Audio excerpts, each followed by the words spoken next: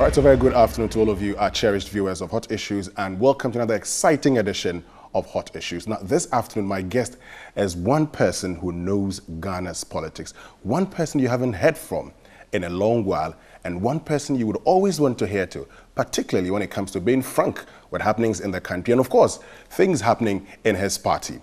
This is Hot Issues. I am Winston Amwa. After this break, I'll introduce my guest, and then we start off. Stay with us. We'll be right back.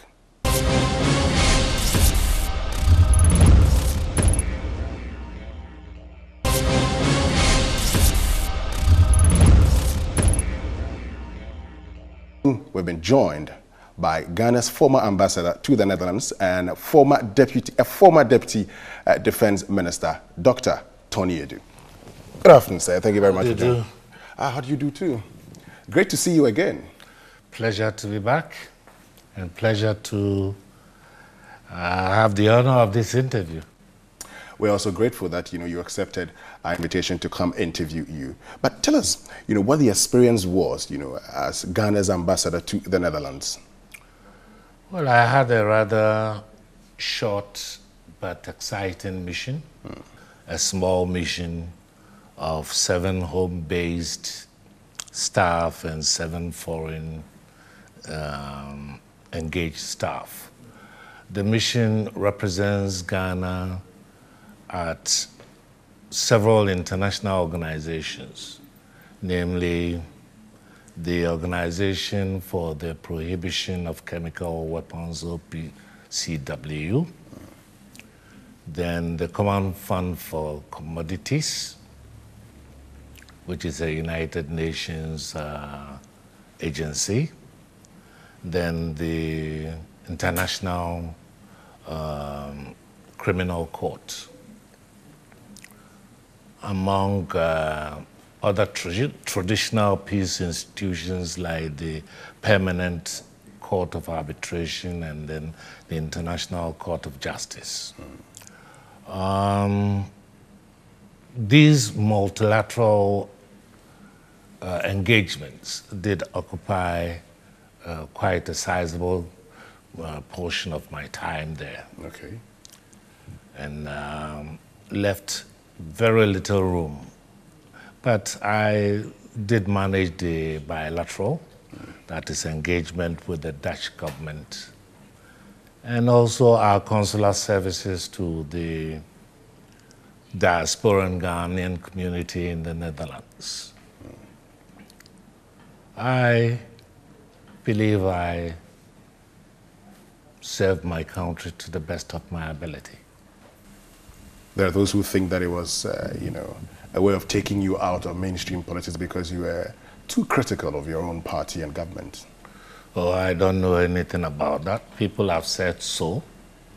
But how critical was I of the government? There were only 2 policy issues on which I came out to speak my mind. One concerned the monetary policy that was being pursued by the Bank of Ghana under the governorship of Wampa. I felt that he was dwelling too much on the demand side and not giving attention to the supply side, because all the way back from 2009, when the Mills administration came into power, I advocated the need to cultivate the Ghanaian diaspora in terms of the inflow of foreign currency. The diaspora contribute well over 4 billion to the Ghanaian economy.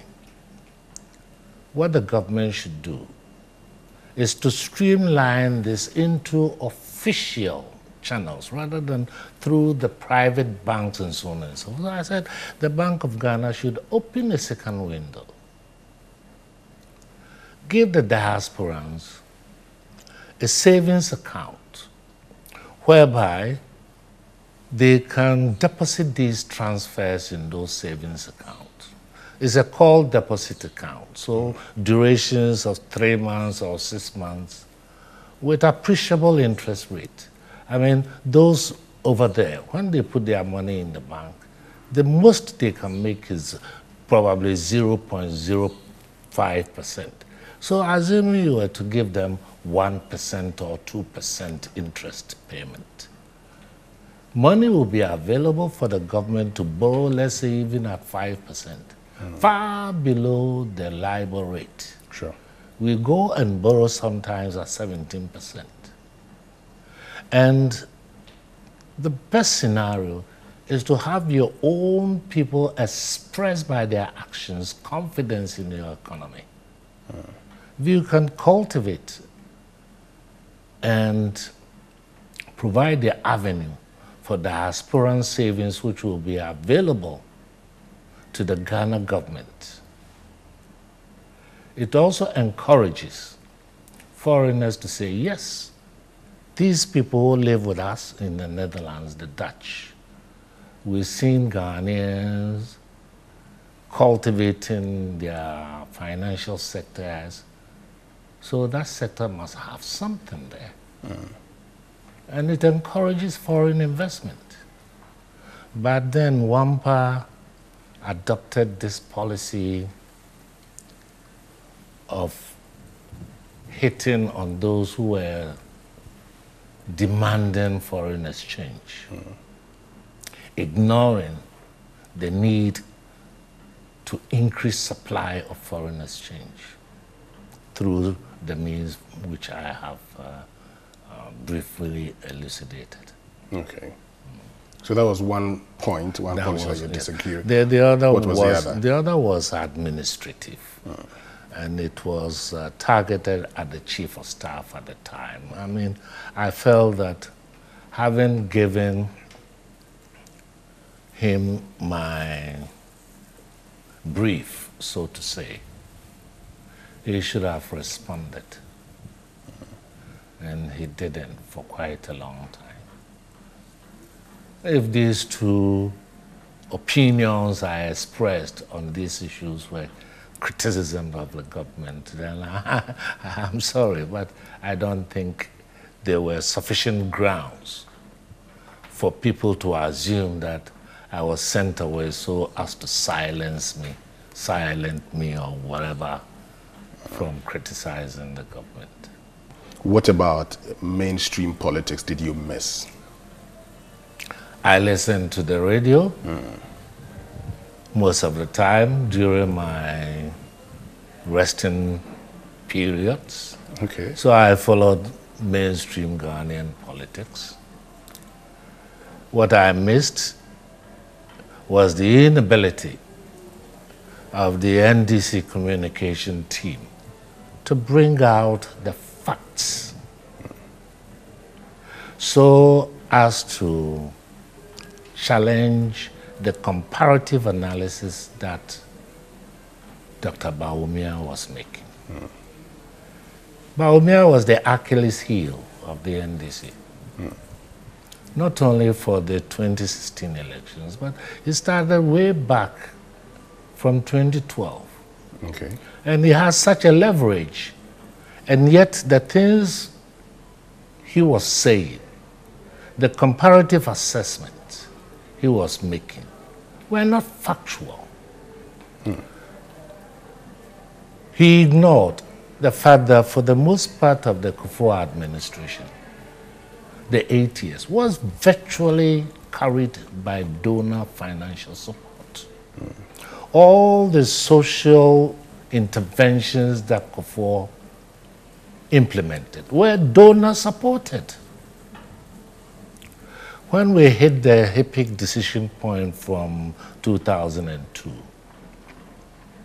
the implication was that debt servicing burden had been removed from the Ghanaian government. And therefore, there was considerable freedom of maneuver to grow the economy and use the benefits of the growth for your own domestic financial arrangements. Sure. That was the essence of HIPIC. Yeah.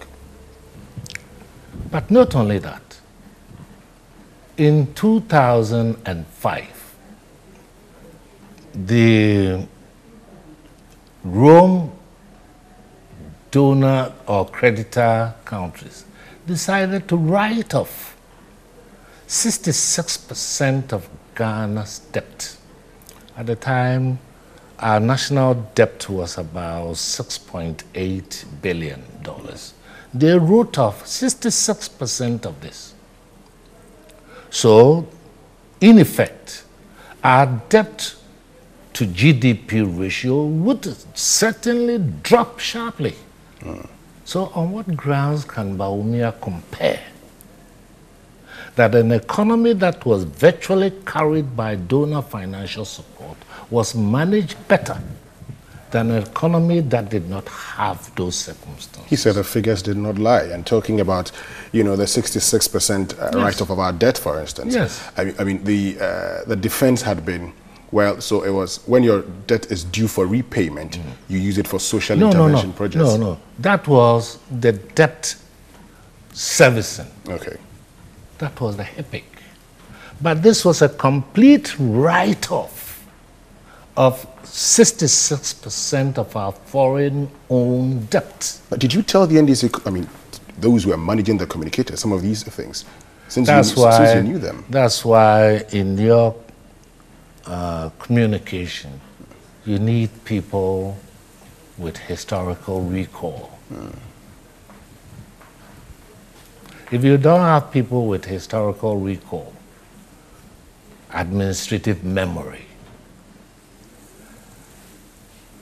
then seriously, your communication becomes defective. And this is something the NDC communicators lacked. I think they should have challenged Dr. Bawumia on these issues, because his comparative analysis and conclusions were flawed. Thorough campaign was one of pitching communication against communication. Unfortunately for the NDC, the MPP propaganda machinery was much more effective. That machinery has been in operation for more than 4 years, damning you for being corrupt and so on and so forth.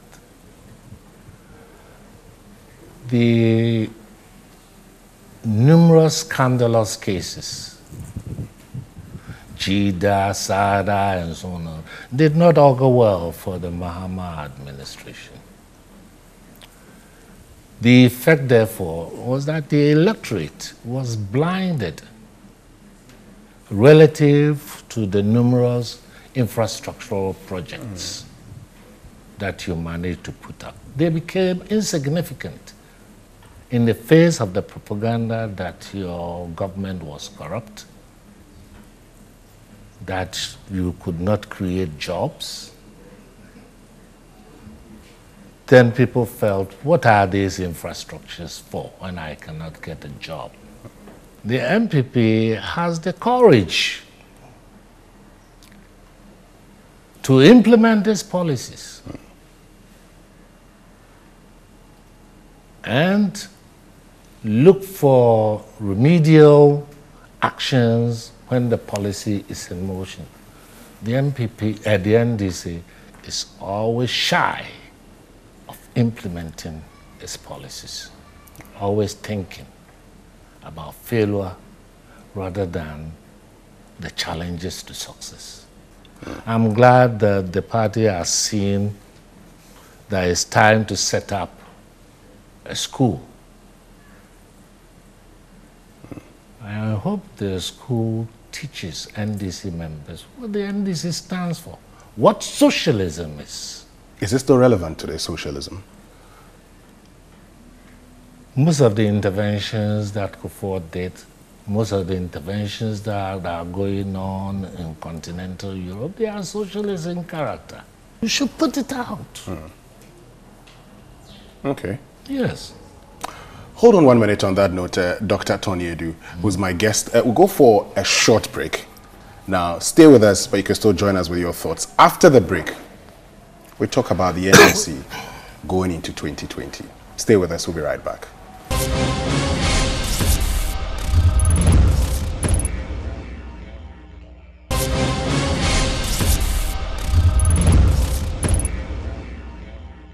All right, so welcome back from that short break, and thanks for staying with us. I still have Dr. Asiedu here with us. Your party, the NDC, when it comes to the free SHS policy, for instance, it's talked about how it's not sustainable and how it's a deception because the NPP promised that they were going to make it universal for all students, and what we have now, what has been implemented now, is only first-year students.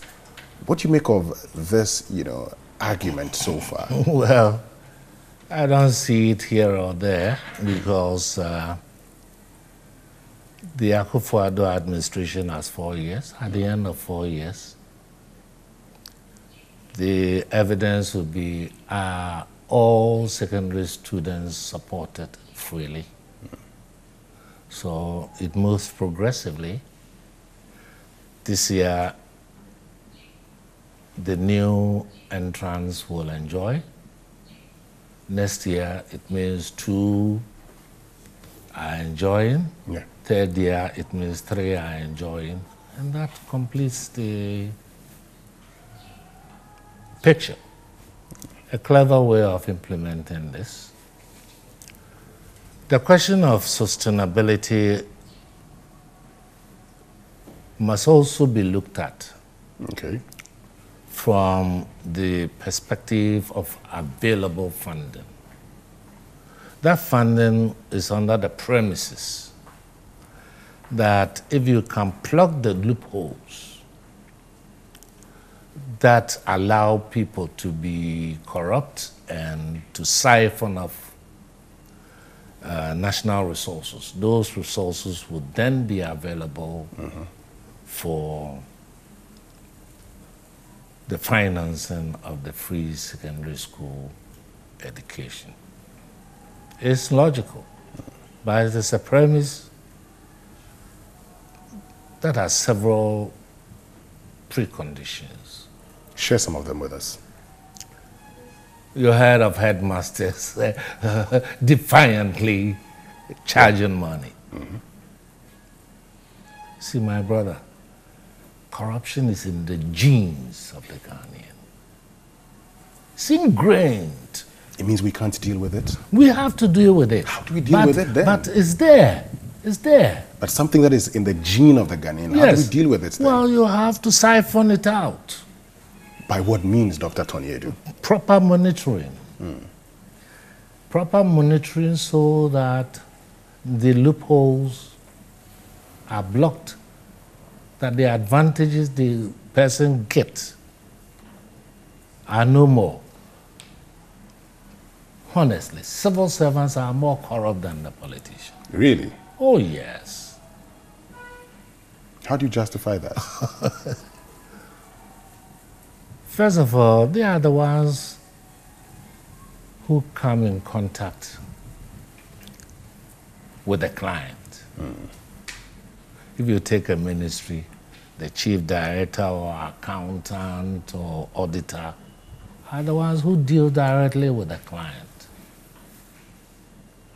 If there is a need for a stone to be put on a paper, it's not the politician who asks for that stone, the public servant. And those auditors' report that appear before the parliamentary committee constantly show the people who actually misuse funds, divert funds, and so on and so on. They are all public servants. The issue of Mr. Rawlings.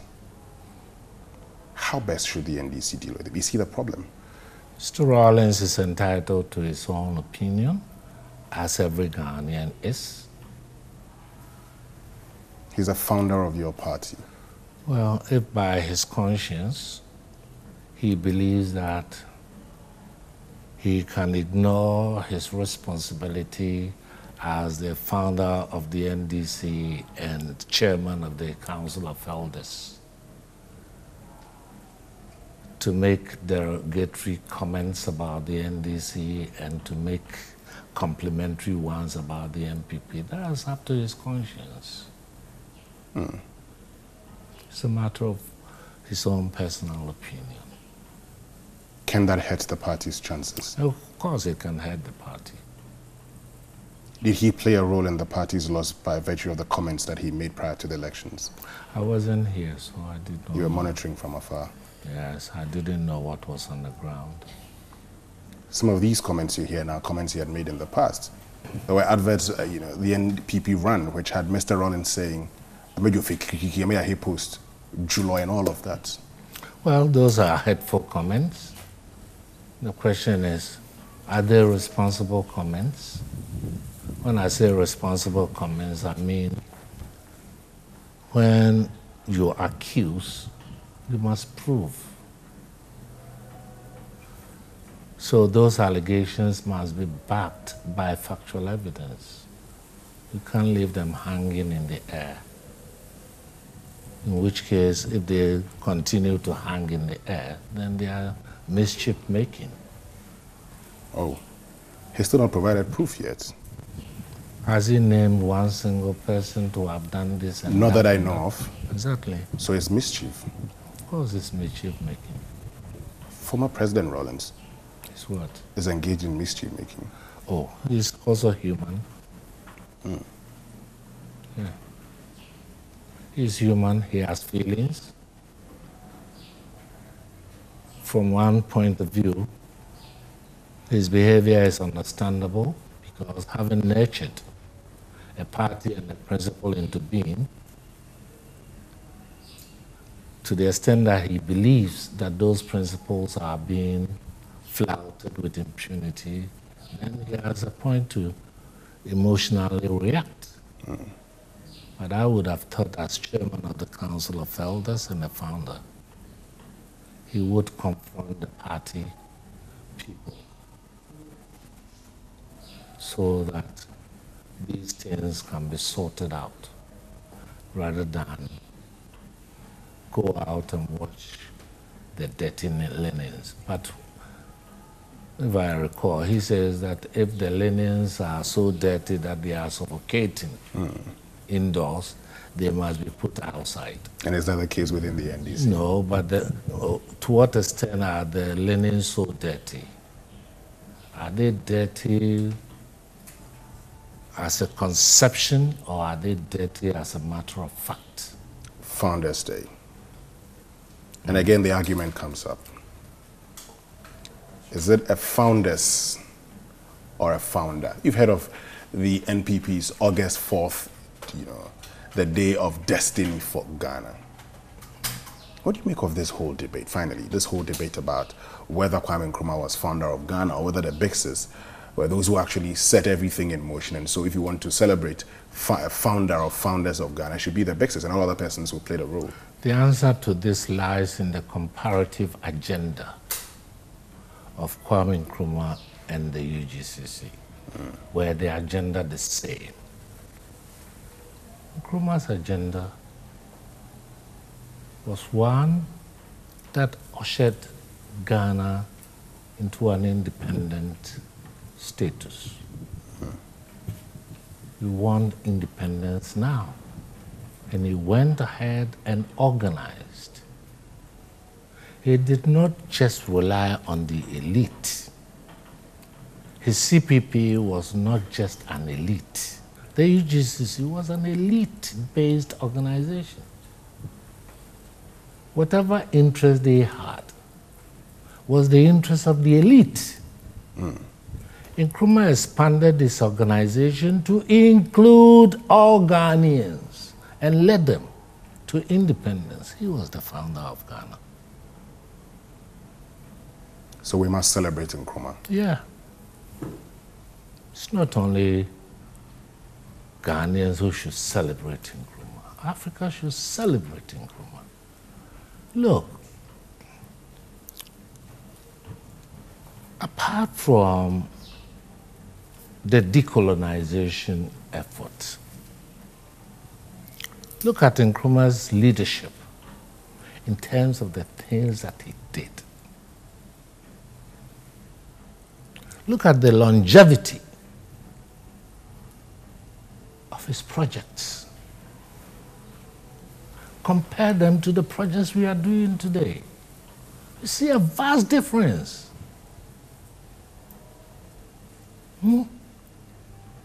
Why can't we give credit where credit is due? What do you make of Busia?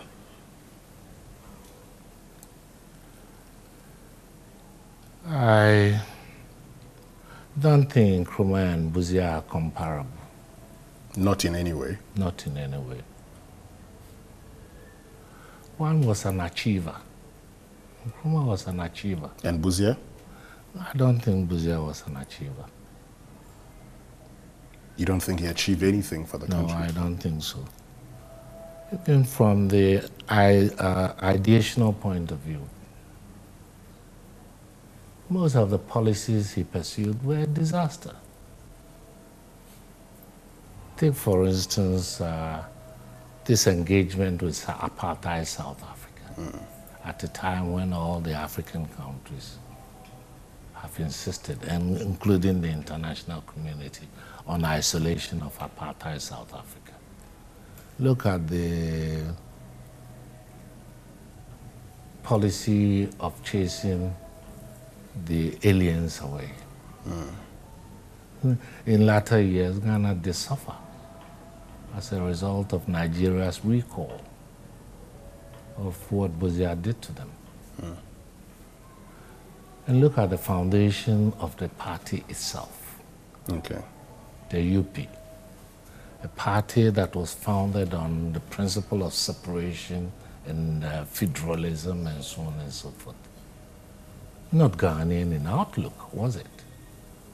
Where was the sense of nationalism, Ghanaian nationalism, compared to Nkrumah's?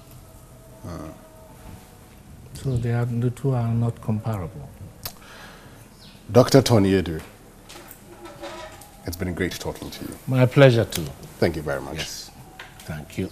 All right, folks, this is all from us this afternoon on Hot Issues. My name is Winston Amwa, and you've heard from Dr. Tony Edu. Make a date with us same time next week.